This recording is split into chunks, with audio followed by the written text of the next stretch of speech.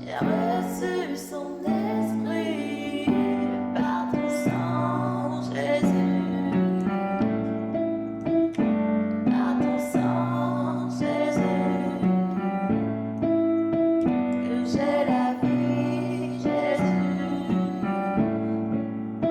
Bonjour et bon retour dans ce nouvel épisode des vérités fondamentales pour les Thessaloniciens. Aujourd'hui, on va lire 1 Thessaloniciens chapitre 2, le verset 3 jusqu'au verset 7. Car notre exhortation ne provenait ni de l'égarement, ni de l'impureté, ni de la tromperie. Mais comme nous avons été éprouvés par Élohim pour que l'évangile nous fût confié, ainsi nous parlons non comme pour plaire aux hommes, mais à Élohim qui éprouve nos cœurs. Car nous ne sommes jamais venus avec une parole flatteuse, comme vous le savez. Jamais nous n'avons eu la cupidité pour mobile. Élohim en est témoin.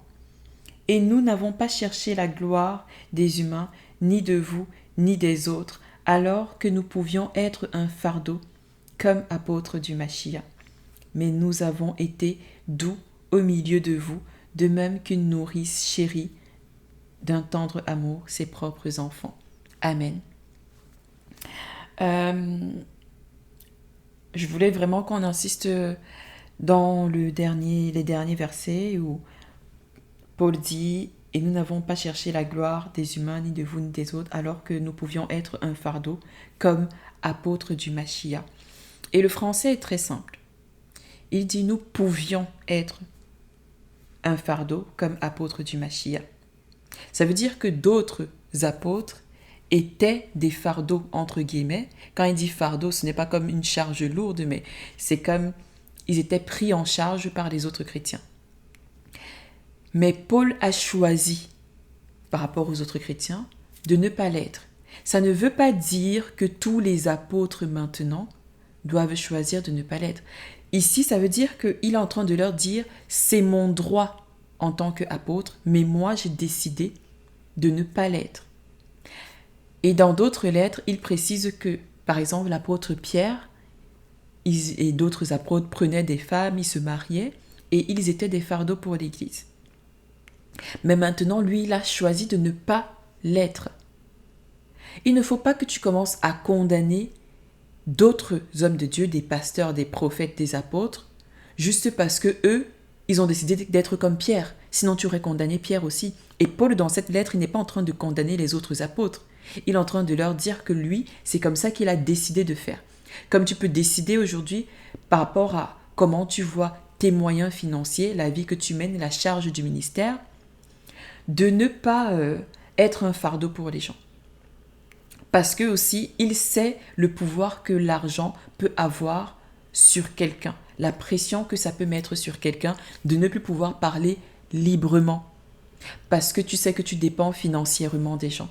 Et c'est quelque chose que certainement Paul, il avait décidé que lui, pour les Thessaloniciens, il n'allait pas avoir cette charge, il n'allait pas être cette charge-là pour eux.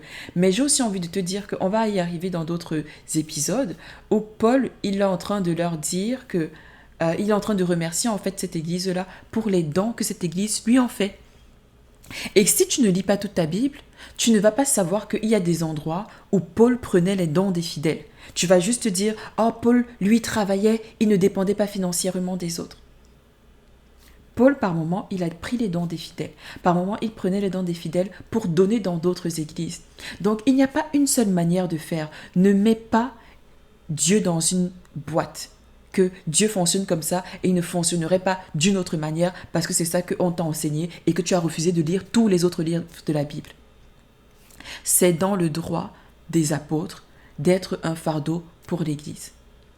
Maintenant, il y a certains qui choisissent de ne pas l'être et c'est correct. Mais on ne va pas condamner ceux qui savent que ils peuvent avoir des dons de l'Église. Et il y a un texte toujours de Paul, je vais le citer ici pour que tu ne commences pas à dire que « Oh, mais ce sont tous des voleurs, des brigands ». Je suis un peu obligée de faire une connexion parce que vous ne lisez pas vos Bibles en entier. Donc c'est dans 1 Corinthiens 9, à partir du verset 12 jusqu'au verset 13. « Si d'autres jouissent de ce droit sur vous, n'est-ce pas plutôt à nous d'en jouir? Mais nous n'avons point osé user de ce droit Au contraire, nous souffrons tout afin de ne pas créer d'obstacles à l'évangile de Christ. Ne savez-vous pas que ceux qui remplissent les fonctions sacrées sont nourris par le temple, que ceux qui servent à l'autel ont part à l'autel? Amen. Donc comme je dis, et comme je l'ai dit dans un épisode précédent, Paul, lui, il était toujours en train de réfléchir à la manière la plus pratique et la plus facile d'annoncer l'évangile de Christ. Tout ce qu'il faisait, c'était qu'est-ce qui facilite son évangélisation, les personnes avec qui il s'associait, les endroits où il allait, les outils qu'il utilisait et les outils qu'il n'utilisait pas aussi. Et lui, par exemple, ici, il avait décidé de ne pas prendre la plupart du temps l'argent des fidèles parce qu'il savait que ça pouvait lui créer un obstacle à lui pour annoncer l'évangile.